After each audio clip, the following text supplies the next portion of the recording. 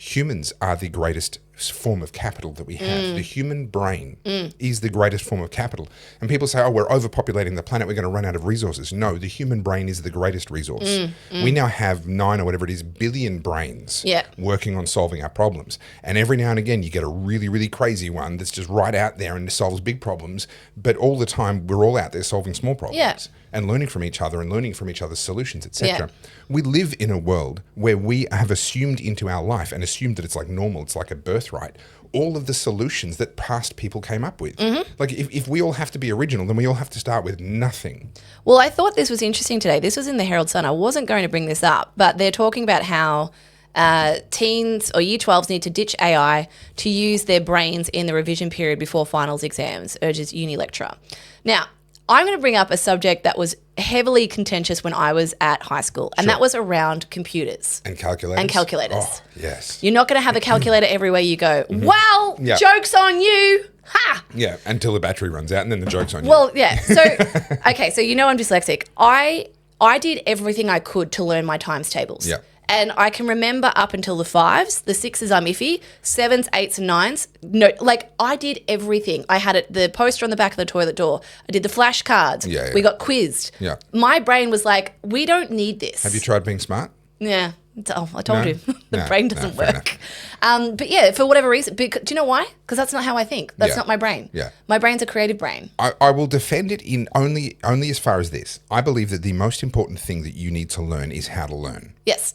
And computers and AI and calculators and so forth are shortcuts to the conclusion. And that's a real and practical skill. Knowing how to use a proper scientific calculator properly, I don't know how to do that. Like that's a skill in itself, right?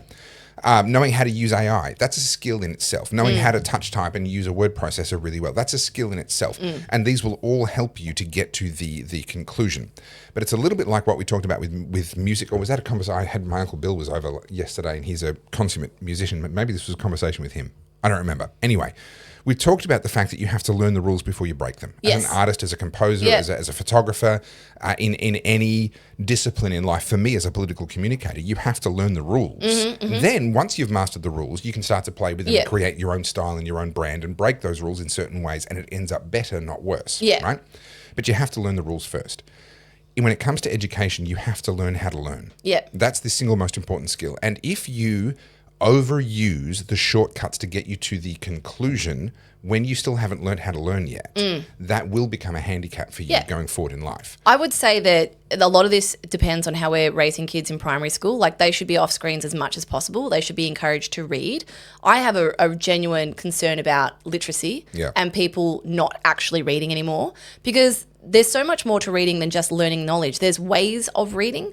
There's ways of retaining what you read. And I kid you not, it's downstairs actually. I bought a book recently called How to Read. Oh.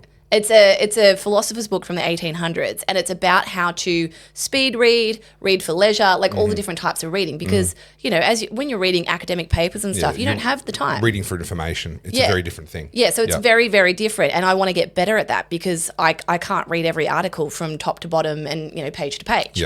And so I saw this post actually come up recently on Instagram too, and it was talking about reading, exactly that.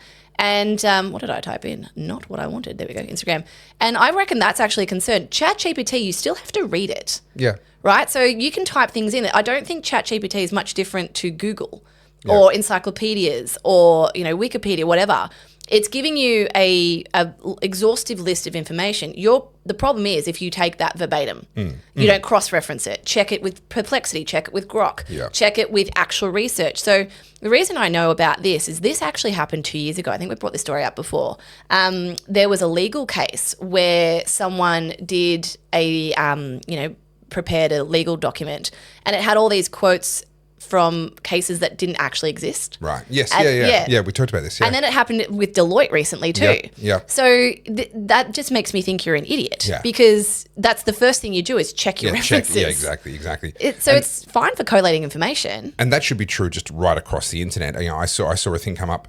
What was it about the U.S. House Oversight Committee and the Biden auto pen stuff. Yes. And I saw a thing come up about that and a claim that they'd said what they'd said. The first thing I do is I go across to Google, I Google a few of those keywords, and I try and find something on the government's, the House, the Congress website, or official sort of stuff. Or you fact check. That's the first thing you do. But coming back to reading, there are 3 key speeds for reading. And unfortunately, so much of the reading that we do now is in the fastest one. And this is a problem for me, where we read to comprehend. Now, that's the fastest because it's at the speed of the brain and we can go as quick as we can. And we just want to make sure that we're understanding the words that we're reading right now. But have you ever had that experience where you read a page and you've understood every single thing all the way along, but you go, I have no idea what I just read? Oh, that was me like the last 6 weeks. Idea. Okay. So that's because you're reading at the speed of comprehension, but you need to slow down a little bit and go at the speed of memory, because your memory writes slower than your brain comprehends. What I ended up doing was speed reading and selecting the paragraphs that I thought were good, and then I read them out loud slowly.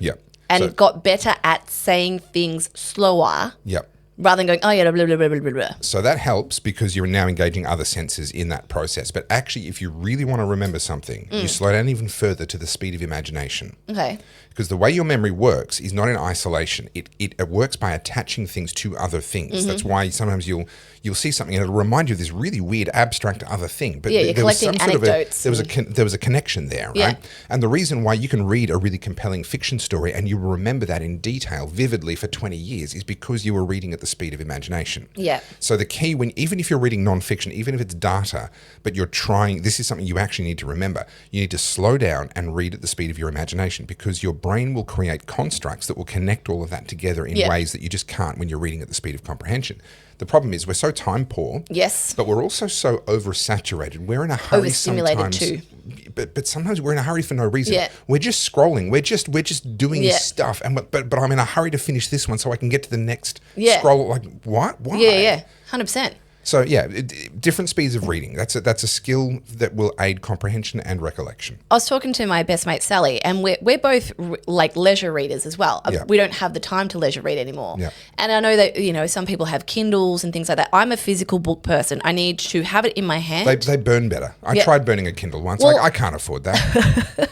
I like to highlight. I'm probably a book person's worst nightmare. I highlight things. I fold pages. I write in the comment. What do you call it, in the spine. But, I can remember like when I was younger and the Harry Potter series was slowly coming out and we waited for the next book. And then you would pick it up in the morning and you would just sit on the couch the whole day for like 8 hours. And you would have read it by the end of the day. And then you're like, what am I going to do with the next year of my life? And I did. And then I did it the same thing with, dare I say, the Twilight series. Oh, hi. You're still here. I just assumed everyone had left because Carly always falls asleep. Let's be honest. Oh, is that just me? I fall asleep because Carly... I don't know. Anyway, you're still here. So, did you just hit the... Carly, did you just reach... Seriously? Can you not leave well enough alone? No. I must infiltrate every part of your life. Back to me. Please like, please comment, please subscribe, because I suffer through Carly twice a week for you. I drive hours from where I live down to Melbourne to be tortured by Carly every week, and I do it for you because I love you so much. So... please help me out. Just like, comment, subscribe, share the show. Make sure that everyone else can join in the fun and show up next week for like more oddcasty goodness. And if you really, really want to help me, then you can buy me a coffee via that little QR code there. You'll be supporting the show and helping me to tolerate Carly.